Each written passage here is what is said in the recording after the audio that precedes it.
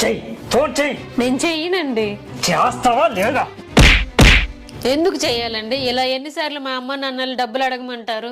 అడిగితే తప్పేంటి? అల్లుడికి డబ్బులు ఎవరా? మనం ఏదైనా కష్టములు ఉంటే ఇస్తారు, లేదా ఇల్లు కొన్నా భూమి కొన్నా వ్యాపారం పెట్టినా సాయం చేస్తారు. అది వాళ్ళకి వీలుంటేనే.